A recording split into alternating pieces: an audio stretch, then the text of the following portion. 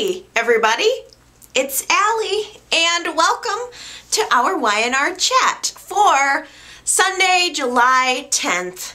So I'm going to start out this week in the same way that Y&R started out this week. So after having hot, naughty farm sex with Sam, Sharon decides to sit down and write him a letter. And in this letter, she wants to tell him everything. Everything that she's been wanting to tell him for weeks, months, about how she got to where she is, who she is, how she wound up on his farm. But the letter that she writes turns out to be more than just about how she's on the run for the crime of murder.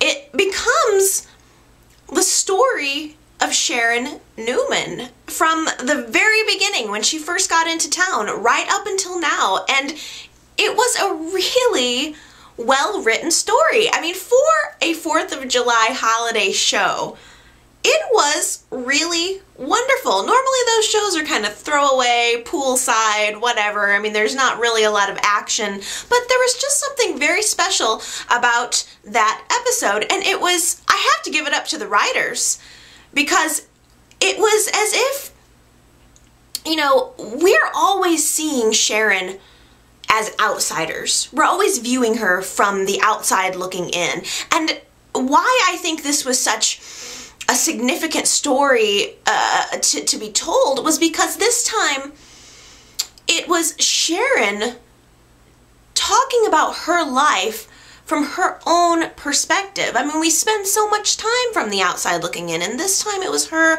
telling us everything about her life with all of the hindsight and all of the wisdom that she's acquired as a result of everything that she's been through, all of her struggles. And when you think back on it, Sharon was a broken person when she arrived in Genoa City. She has this crippled mother where she's always in a position of having to take care of her mother. She had this child with an older guy, and she had to give the child away for adoption, and it was so hard for her. I mean, not only that, but this guy, Frank, he had fooled her. I mean, he had kind of, in a way, fooled her into having sex with him, and he told her that he loved her, and it didn't turn out to be true. She believed him, and when it wasn't true, and when she found out that it wasn't true, it hurt her and it shaped her. And when a man who finally did love her came along, Nick, she ended up having to lie to him. She had to keep this secret about having already had a child. And it was just such a pleasure to go back in time. It really felt like being transported back in time and just seeing and reliving the story of Sharon again. I mean, really, if you haven't seen the episode, I really would encourage you to go back and watch it, especially if you're not a long-time viewer. If you know, it as someone who watched all of this happening, I was watching when all of this was happening, it put things into a totally different perspective for me. So I can only imagine if you're a somewhat new viewer, this is really good material. Go back and watch the show that aired on Monday. I mean, Sharon comes onto the scene and she is fresh-faced. It was like right when Nick started courting her. She hadn't been through everything that she's, you know, gone through yet. I mean, she had struggles in the beginning of her life, but there was so much ahead of her. And just looking at this fresh-faced girl, knowing what is ahead of her, was so moving. And Nick was fresh-faced too, baby-faced Nick. It was such a pleasure. I mean, Josh Morrow, he was, bless him, he was not the world's greatest actor, okay? Back when he first came onto the scene as a young teen, he was not the world's greatest actor. We'll just say that. But, you know, you have to give him credit because, man, the man has come a long way. I mean, looking at his scenes back then, looking at his scenes today, he's come a long way. Enough said. So,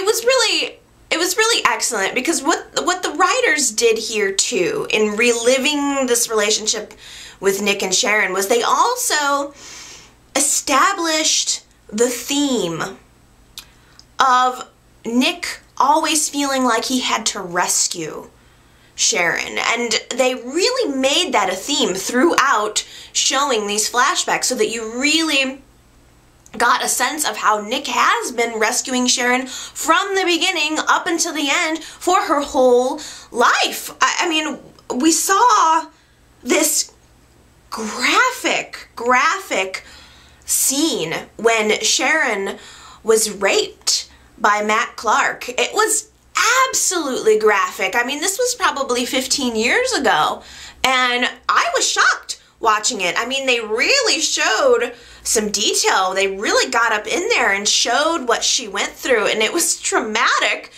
And we also saw Nick, for the first time, coming to her rescue. He wanted to defend her, you know, against what had happened to her, and he ended up going to jail for it. You know, he ended up going to jail for murder, in fact. Of course, eventually he got out of jail, and it's funny because I was actually cleaning out my closet a couple of weeks ago, and I found some old VHS tapes that I used to tape the show. You know, if I was at school or I couldn't watch for a day, I would tape Y&R and come home and watch it, and when there was a really significant episode, I would save it. And I went back through these tapes recently, and I saw that I still had Nick getting convicted of Matt Clark's murder on tape. It was such a shocker. So I still have that in the archives somewhere. But he got out of jail.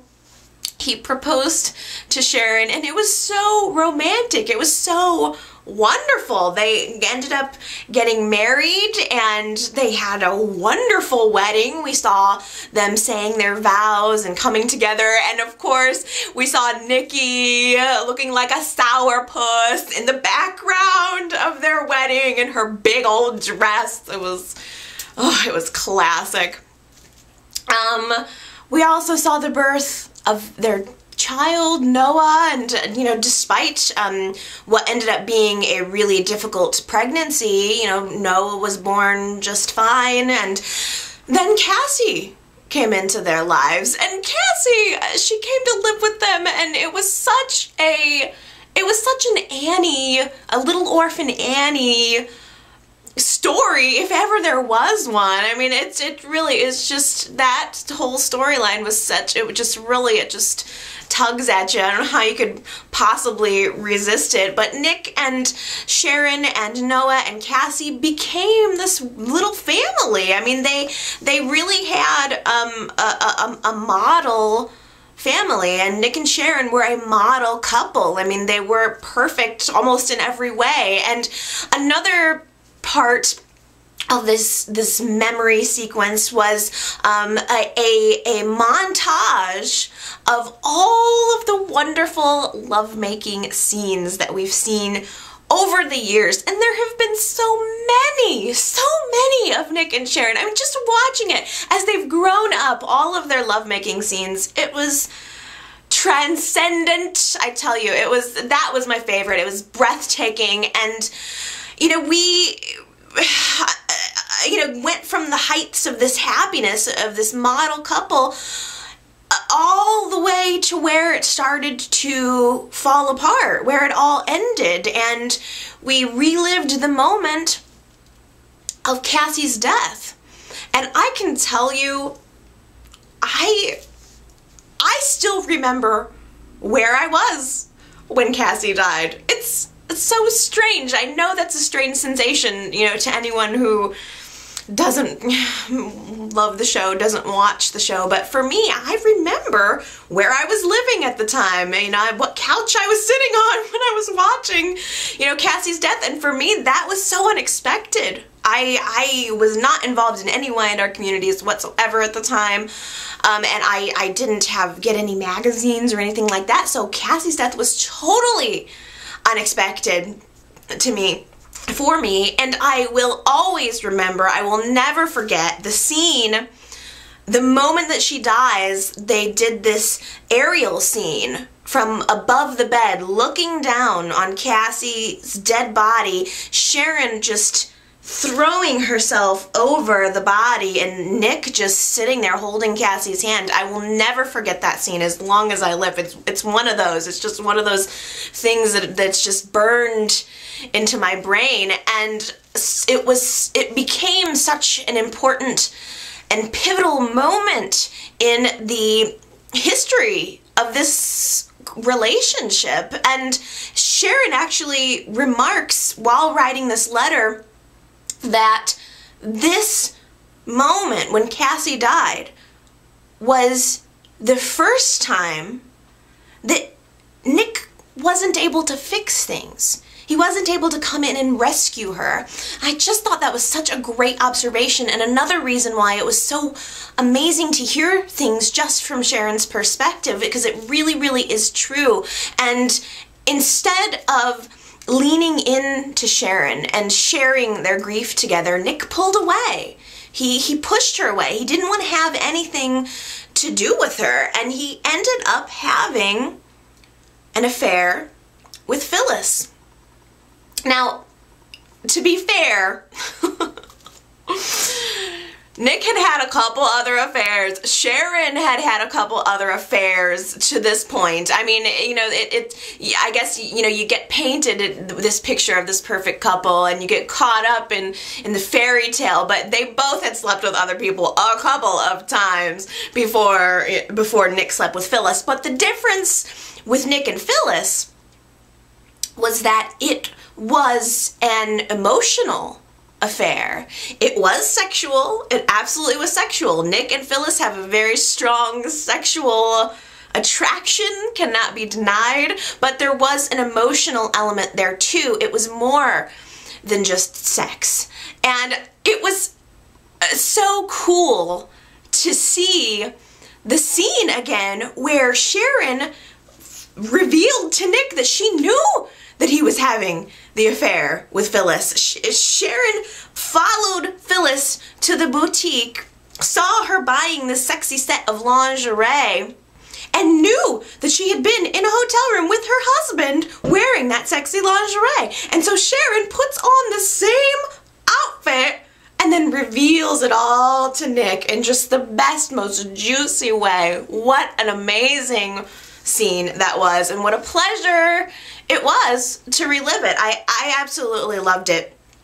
And that was it. That was the end of the Nick and Sharon. I mean, from there on out, it was hit and miss. It was never ever the same. And in a way, this part of Sharon's letter, this part of Sharon's life was Act 1. This was just Act 1, the Nick years. And what was to come was Act 2. It was when she met Adam, and she fell in love with him despite all of the odds, and she married him. And Adam was the complete opposite from Nick. And I see it now. Having her describe it in this way, it makes a new sense to me. Adam was the complete opposite from Nick. I mean, Nick was always there trying to rescue her, but Adam believed that she could take care of herself. She didn't need rescuing, and he made her feel, for the first time, like she was in control of the relationship. Like she was able to take the lead for once, and that was what drew her to him, what attracted her to him. And I also thought, watching this, you know, when Michael Mooney first came onto the show, I'm sorry, but he was not attractive at first. I tried to like even see glimpses of the current Adam in that new Adam, and I just couldn't find it. It was like his hair was too short when he first came on, and just he was not good looking. I'm surprised, because now I find him very good looking. So, despite my trying not to, I'm definitely attracted to him. But back then, I wasn't seeing it. I think that maybe he just has that kind of attractiveness that has to grow on you, or maybe it's that that he's become more comfortable in the role, or maybe it's just that his personality kind of adds to the attractiveness. I don't know, but he eventually grew on me, and he eventually grew on Sharon, and I believe that Sharon loves Adam, and I believe that their relationship is special in its own way. It's not the same as the relationship that Nick and Sharon had at all. It is a separate thing. I think people tend to fall into one of two camps. Either you're Nick and Sharon, diehard fan, or you're a Sharon and Adam diehard fan. People either seem to want her with one or the other, but I just fully embrace that the two relationships are different and unique and special in their own way, and I think that they truly are. So, finally, Sharon ends up, as she's writing this letter, she starts to explain to Sam the how and why she became accused of Skye's murder, and how she broke out of prison, and why she was on the run, and how she came to find him at the farm. And also importantly, she revealed the logic behind why she wanted to let everyone believe that she was dead. Because that's extreme. And it's not like Sharon. Sharon loves and cares about her family, and clearly they love and care about her, but she reveals that she felt it would have hurt them more to see her in jail than to think she was dead. So in a way, this was the ultimate self-sacrifice for her. And I totally enjoyed it, reliving the memories. It was like reliving memories of my own. And as daybreak hit, she looks over and she sees Sam, her present and potentially her future, lying there in the bed, and she realizes that she's just not ready to share that story with him, to share everything with him. She looks at the letter and she destroys it. She just rips it right in two. It was so symbolic. It felt like as she was ripping that letter in two, it was the same way that her life has been ripped in two. In the cold, hard light of day, Sharon realizes immediately that sleeping with Sam was a mistake, and as much as I thoroughly enjoyed their lovemaking, and I did, I have to admit, I realized it too. It was a mistake. They're in two totally different places, Sharon and Sam. Sharon is emotionally shut down. She's closed off. She loves Adam, but she can't have him. She's forcing herself to go along with this. She's forcing herself. And Sam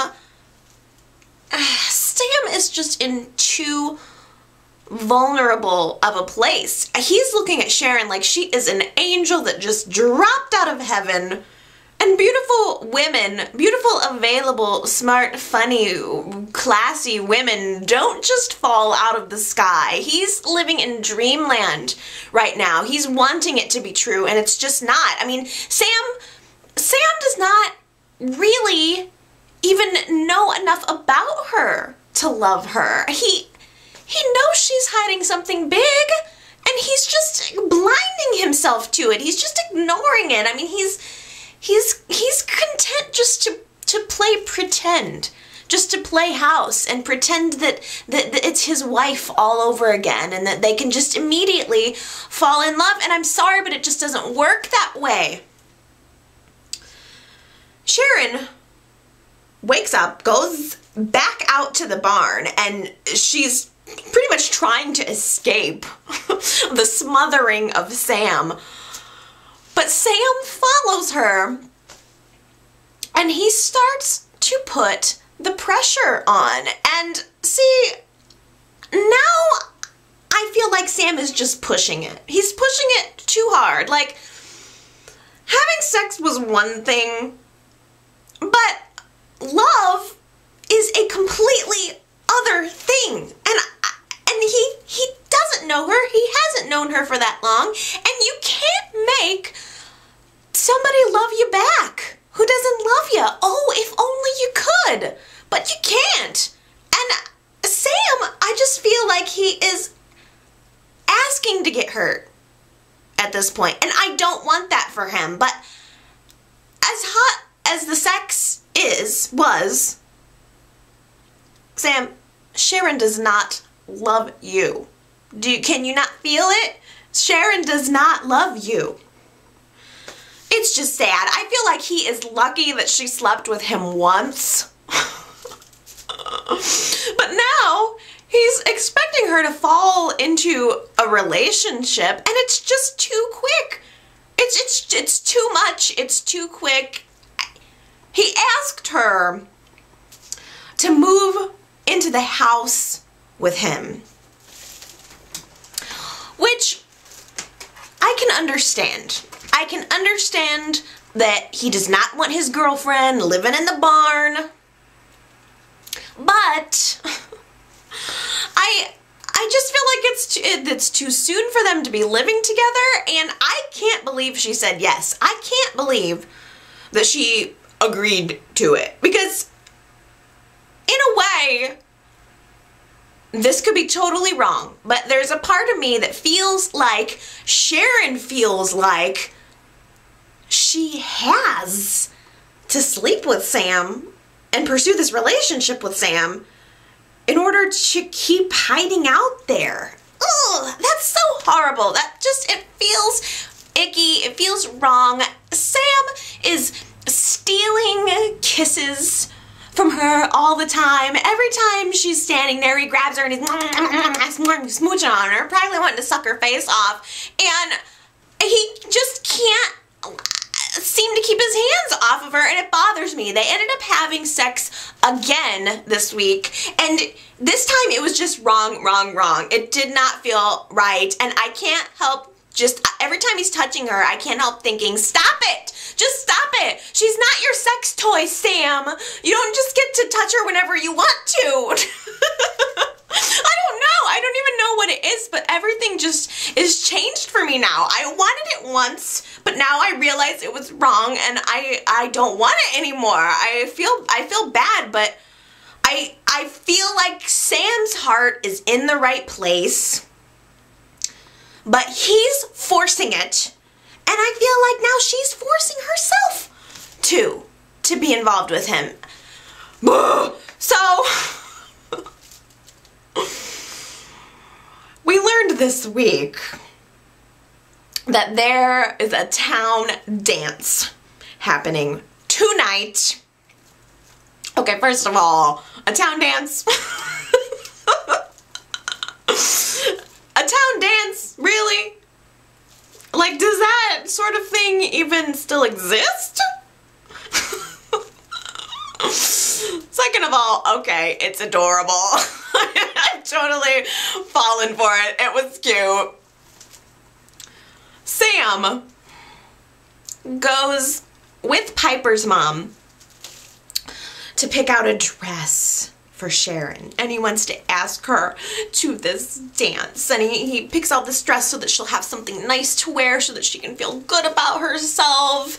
And yet again, we have an instance of Sam putting on the pressure, trying to get Sharon to do something that she doesn't want to do. He asks her to go to this dance, even though she has told him time after time that she doesn't want to go out into public. She doesn't want to see a bunch of people. She's clearly uncomfortable with the idea, yet he pushes her. Finally, he decides to take no for an answer. But then Piper shows up. And this little girl knows how to pull on Sharon's heartstrings. She knows exactly how to do it. And Piper reveals to Sharon that this is the first year that Sam has been back to the dance. So basically, Sam's wife left him at this dance. And the first time he's been able to muster up the nerve to go back to the dance, the heart to go back to the dance, is now that he's met Sharon. For crying out loud, you guys. This guy is a wounded bird. She should not be doing this. I mean, seriously, Sharon should have hightailed it off of this farm, out of this area last night, instead of sitting around writing that letter. I mean, that would have been the thing to do. But no, she feels sorry for him. You know, a couple people have mentioned that they felt like the sex was pity sex, and at the time I was like, no, it was passion, but now I see it. I see it. You're right, you guys. She decided to go to this dance after all. She definitely went to the dance. And it was just a bad idea. Basically, everyone who Sharon did not want to see ended up showing up at this dance. It was the waitress that she saw in the diner, you know, the night she was driving on the highway, trying to, you know, the night she made her escape. She saw the state trooper that pulled her over. He was there. He's a friend of Sam's. And, of course, Piper's dad, the federal marshal, is there. And the main attraction, the carjacker, who clearly is putting two and two together, shows up. He's carjacked somebody else, and they ended up catching him. And he shows up at this barn dance, and it was not going to be good. The whole thing just came to a head all at once. It was like all of the elements, all of the pieces just fell into place at once, but not before Sharon and Sam had a romantic final dance together. And there was this beautiful, soft music playing. They had a live band, but it was an emotional song playing in the background, and Sam and Sharon are embracing and slow dancing and then looking into each other's eyes deeply. And the next thing you know, Piper's dad, the federal marshal, is tapping Sam on the shoulder. Both Sharon and Sam turn around, and Piper's dad says, "Sharon Newman." And that was the moment. That was the moment that it all fell apart for Sharon. You could see her body slumping. He called her by her real name. "Sharon Newman, you're under arrest." And that was it. I mean, you just get this feeling from Sharon that, like, she just wants to click her heels 3 times and disappear. She wishes she could just disappear from the situation. And Sam is standing there like, huh? Derp?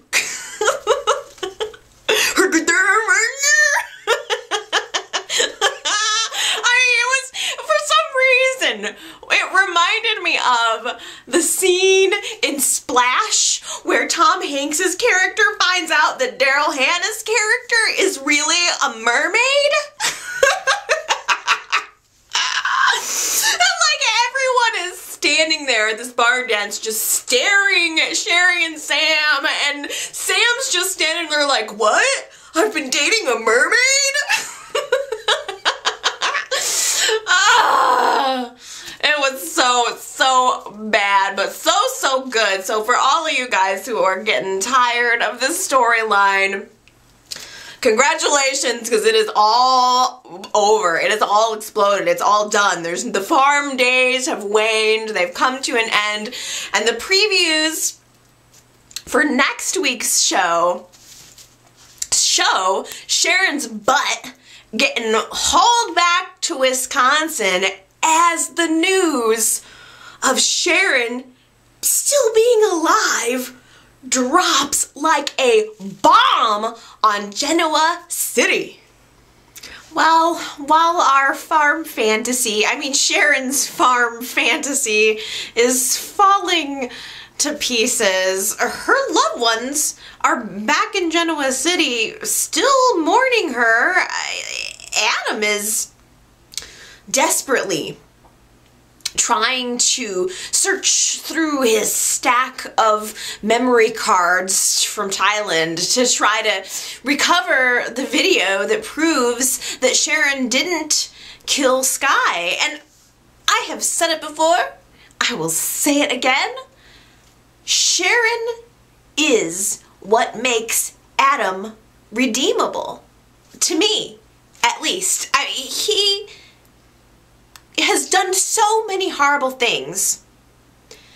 And then he's sitting there in his hotel room alone, staring at her engagement ring, missing her, wanting her, thinking about the life that they had together, wishing she was still alive, and feeling guilty and wanting to restore her innocence, because the Lord knows he doesn't have any on his own. Sharon is that part of him. Sharon is that only thing that is anywhere near innocent for him. And he said this week,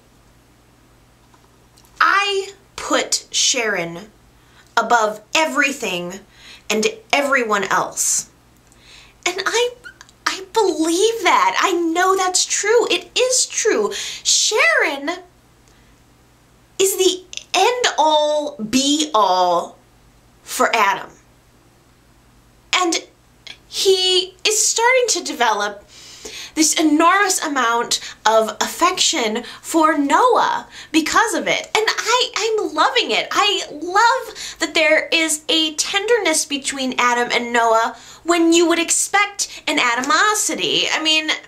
Noah has been helping Adam try to restore these memory cards, try to find this video, and what has developed is a really nice tenderness. These are two people who should not necessarily get along, and yet Sharon, her memory is what bonds them together. And Noah actually tells Adam that the family is going to be scattering Sharon's ashes this week. And that's information that Noah did not have to share with Adam. And in return, Adam didn't butt up in it. Normally, I think if Adam would have found out on his own that Sharon's ashes were going to be scattered, Adam would have insisted on being involved. But he didn't do that. Instead, he follows the family to the site, but he stays in the background. And he respects their grief, which I just really appreciated. Adam has just as much right to be there as everyone else, whether the rest of the family likes him or not. He has a right to be there, but he respected, I think, Noah. And I think that's why he stayed back. So they all go to the bridge. It was Doris and Noah and Faith and Nick. They all go to the bridge to scatter Sharon's ashes. By the way, we've seen a lot of that bridge this week. There was no bridge before, and now it's all bridge. We got a new bridge, and we are getting our mileage out of our new bridge. So they scatter Sharon's ashes, but not before they all have a chance to say a little something. And Adam, of course, is listening in the background for all of this, and he's crying. And Doris speaks first, and she essentially says all of the things that she should have said to Sharon while she was behind bars. Doris crapped all over Sharon in her last, quote-unquote, last days. And here she is, standing on this bridge, scattering her ashes, saying about how proud she was of her. That just really got to me. Frankly, I will never forgive Doris for the way she treated Sharon. That just, it sickened me. It really, really turned me off of Doris. She can take a flying freaking leap off of that bridge as far as I'm concerned now. I don't know if anybody else feels that way, but Doris is on my list, you guys. Everything else was wonderful. I mean, Noah was so strong and so mature. You know, he's standing there crying and holding Faith, and, you know, saying that he's going to do his best to make sure that Faith knows who Sharon was, and that was a very wonderful moment. And finally, Nick had a really good breakdown, or, you know, it wasn't even a breakdown moment. He just finally, he said what I needed him to say. He ended up, you know, reading this poem sort of thing, and it said something like, you know, if you're feeling sad, you know, look again in your heart, because you are weeping for that which has given you delight. You know, the fact that you are sad is because you have been happy. And I thought that was it was a wonderful little thing to say, and it was good because I just feel like Nick has not been as affected by Sharon's death as I would have expected him to be. I don't know if any of you feel that way, but I mean, I know that Sharon and Nick were not on good terms at the end, but Sharon has been a central figure in his life, and I think seeing all of the flashbacks, you know, seeing how much, I mean, 75% of Sharon's life in the flashbacks were about her and Nick and their life together, and I just expected Nick to be more devastated by Sharon's death, and I don't feel like we ever got that. I don't know. Maybe I'm losing my mind, but that's how I feel. I feel like Adam has been far more devastated by Sharon's death. And after everybody else leaves, Adam, you know, steps up to say a few words, and he's not ready to say goodbye because his work is not done. He is vowing to her to let her rest in peace by clearing her name of these charges, finally doing what they were trying to do for so long. And that's exactly what he did, because later at the hotel, Adam successfully restores the video, the evidence. You know, in his mind, he thinks it's too late, but it's not too late. Oh no, the evidence is here. Adam has it. Adam can clear Sharon's name right now. All of that can go away. Sharon can come back to Genoa City at any point now and just, woo, move along with her life. But still at the bridge, Faith accidentally dropped her blanket on the bridge, and Nick comes back to get it, and Adam and Nick have yet another argument. Basically, it was Nick grumping all over Adam's special moment of having this conversation with Sharon's memory, and it was the same old fight. It was Nick telling Adam that, you know what, if it weren't for you, there would be no ashes in this jar. And it was Adam saying to Nick, you know what, you're just mad at me because the love of your life, the mother of your children, chose me. Ouch. Both of them right in their own way, and both of those, you know, arguments completely valid and completely stinging. It was powerful. I mean, there have been a lot of fights between Nick and Adam, but I really felt like that was one of the more notable.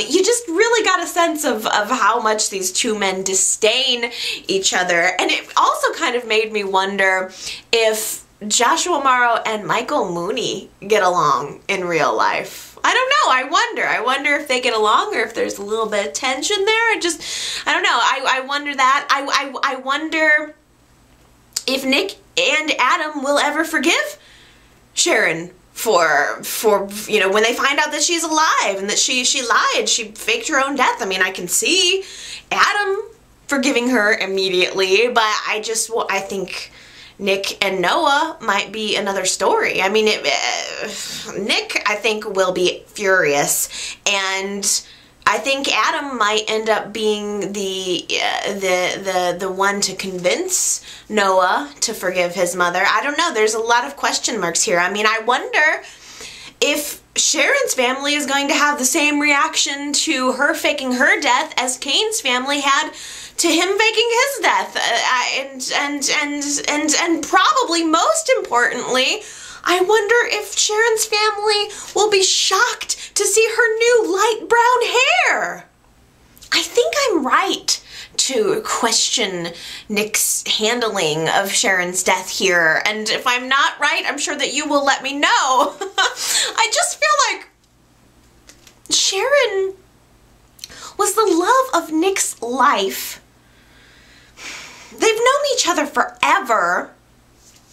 They have 3 children together, and where were his tears this week? Where were Nick's tears? Why wasn't he helping to restore the memory cards? I'm baffled. I mean, for the sake of the children, Nick did go out of his way to help have Sharon's suicide status reversed, but why doesn't he care about helping clear her name of the murder charges for the exact same reason? That just doesn't make sense to me. And I mean, in the end, when Sharon needed him the most, I can't forget that he took her child away from her and abandoned her. I mean, not even just as a lover, but as a friend.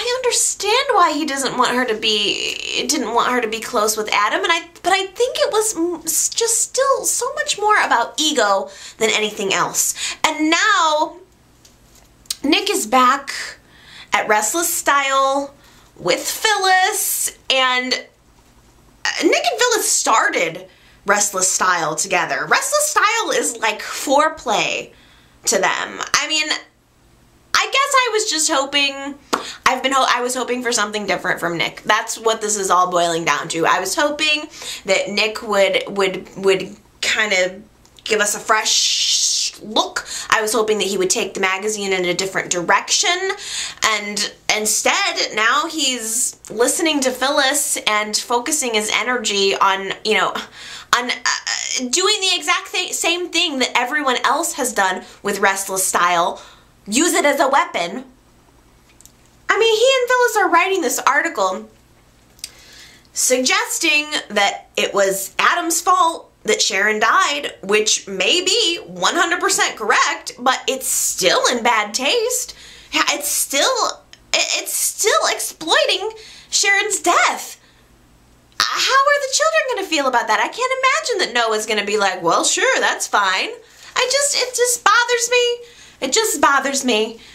And now that Sharon is dead, there's absolutely nothing standing in between Nick and Phyllis. I mean, don't get me wrong. I love Nick and Phyllis too. Nick and Phyllis have their own special, again, it's like the Adam and Sharon thing. They have their own special dynamic to their relationship. It's not Nick and Sharon. It's different. It's dirtier. And I love it for that reason. And I love Nick. I do. I love Nick. I'm not trying to rag on him. I'm even getting used to his new haircut. It's taken some time, but I'm even used to that. But I'm having a hard time trying to figure out where his head is right now. I mean, besides being totally focused on his crotch, because on the very day that they spread Sharon's ashes, he has sex with Phyllis on her desk. all of what? 1 week?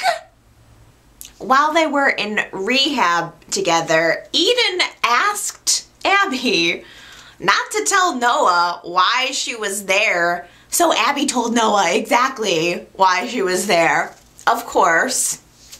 And also, by the way, we did confirm that Eden was in rehab because she had an eating disorder, which Noah knew nothing about. Apparently no one in her family knew anything about. It was it just developed. And so Eden and Noah finally came face to face this week, and clearly they both have feelings for one another still. Eden showed back up in Genoa City. They ran into each other, and it was kind of like one of those why can't it be sort of moments, and everything I think would seem very clear cut toward a reunion for these two, but there's just one little hitch, and here's the reason why I mention this. Hunter. What's up with Hunter? What do you guys think of Hunter? Let's get some preliminary thoughts in here before the storyline develops too much. I want to get some predictions. I want to see what you guys are thinking, feeling. I mean, we don't really know that much about her, other than she seems to be a bit of a drifter. She has an interest suddenly in working at a magazine, magically, as at the same time that Noah's dad buys one. I don't know.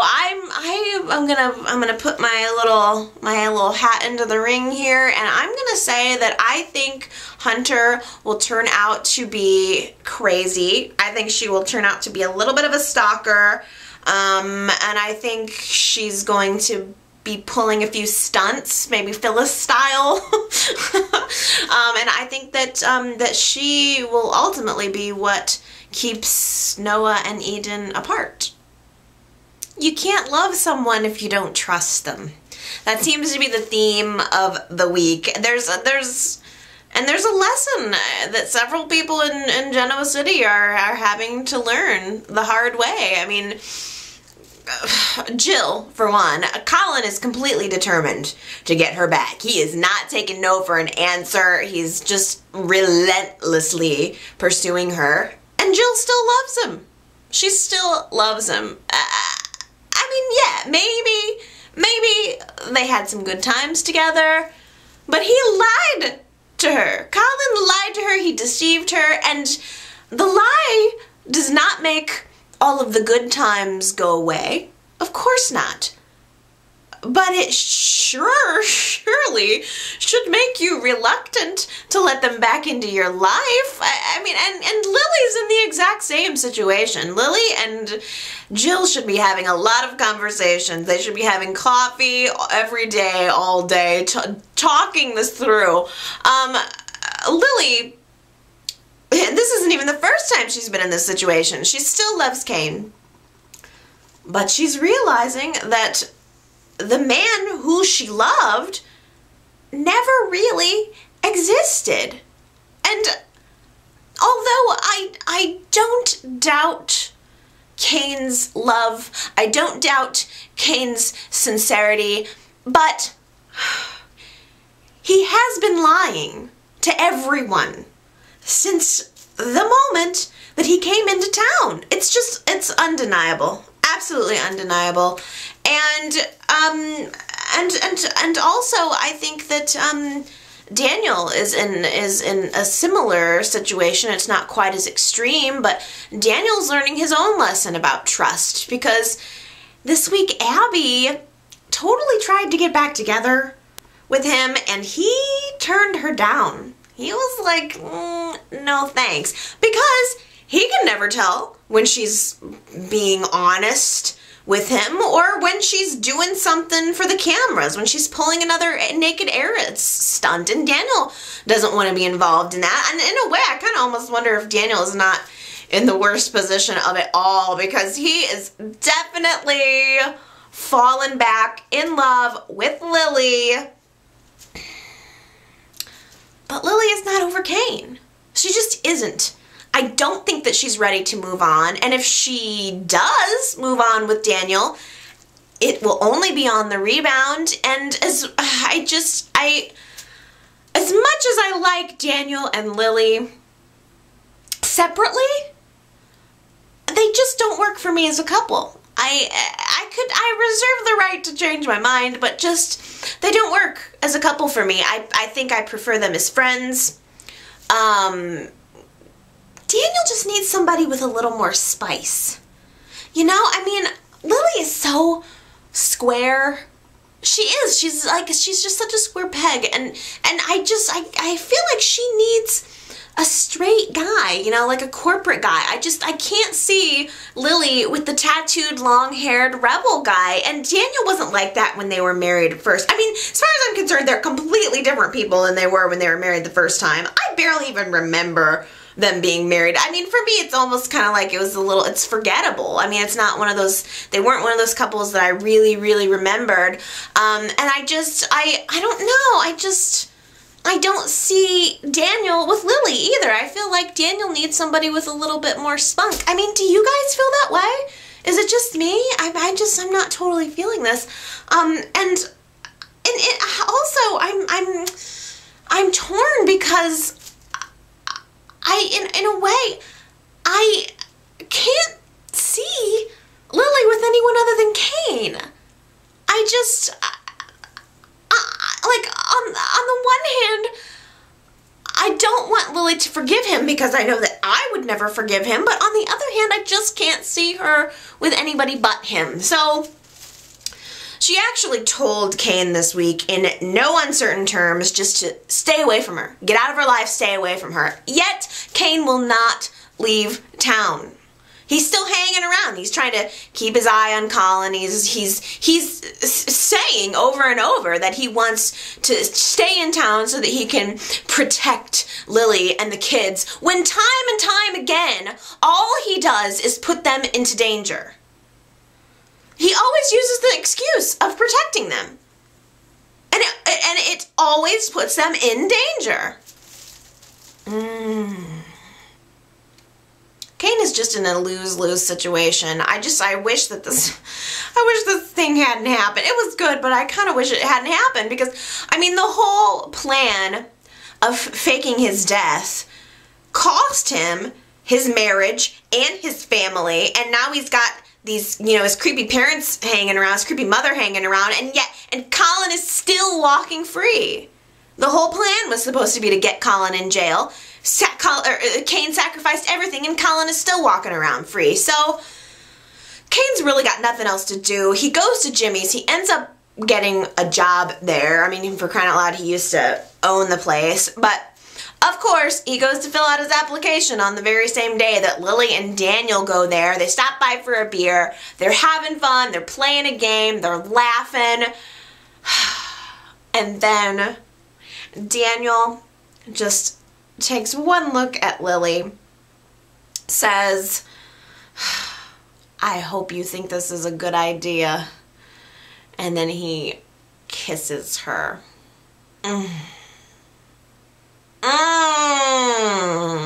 Kane sees the whole thing, walks away, and I am thinking, this is not a good idea.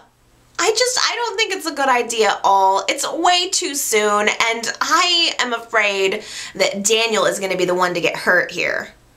Okay, those are my thoughts for this week, but more importantly, what are your thoughts about the show this week? Leave me a comment. There's a text box right below this video, and it exists just for you to communicate with me and tell me what you're thinking about the show. You can raise questions, you can give me your comments, anything you want to do. I love hearing from you guys. You are amazing. I love you to death. That's all. That's everything I have to say. I'm actually posting another video today, just kind of another little open-ended community question video, so look for that. It's probably already posted at this point, so be sure to keep your eyes open and see that. otherwise, I'll just see you guys next week when it's time to talk about the show once again. I'm very excited. I know I've spent a lot of time talking about Sharon in this video, but I mean, it was a Sharon-centric week. So I can't help it, and I'm looking forward to finding out what's gonna happen with all of that next week. So I'll be on pins and needles, and I'll be looking forward to chatting with you guys about it soon. So, all right, you everybody have a good week. I love you so much, and I'll see you next time. Bye. Oh, hey, by the way, the other thing that I wanted to say, and I didn't want to forget to say, is that I am watching Big Brother. I am totally on board the choo-choo Big Brother train. Do not doubt it. I love it. I've been watching Big Brother since season 2, which I think is almost 10 years ago. So I'm a fan. I'm definitely a fan. And I love that they've brought back past cast members this time. And spoiler alert, if you're not up to date with the Big Brothers, I mean, Evil Dick is already out of the house. Already gone. We don't know why, but he's already gone. And I'm so sad because Dick and Danielle, I was so jazzed when I saw that they were coming back on. I love Dick. There's just something about him, man. I was so looking forward to another summer with him, and now it's not going to be possible. He's definitely gone. I like Danielle too, and it'll still be good to see her, but that dynamic was going to be so good. Jeff and Jordan, love them. They're gonna make the summer for me. I hope they stick around as long as possible. Rachel and Brendan, I mean, you know, does anybody like them? I can't imagine. They're disgusting, but you gotta hand it to them. I mean, you gotta hand it to Rachel especially. Rachel wins competitions. Brendan is like a little puppy dog, just following her around like, like a hound. And you know, and I think there's some pretty compelling new cast members too. My prediction, I think Dominic is probably going to go pretty far. He's an under the radar kind of guy. That's what you look for. That's usually who wins the game. And you know, there's some good characters in there. I think it's gonna be a good season. I am really looking forward to it. I'm looking forward to finding out what the heck happened to Dick. But I guess we'll find that out. Actually, I don't think we're gonna find it out until Wednesday's show, but I just wanted to let you guys know it's a CBS show, so I figured that you guys, you know, possibly are watching it too, and I just wanted to let you know that I'm watching it and I'm loving it. And also, if you want to leave me a comment, let me know who you're rooting for with Big Brother, that would be awesome too. Okay, guys, that's truly it for me for now. I'll see you next time. Bye.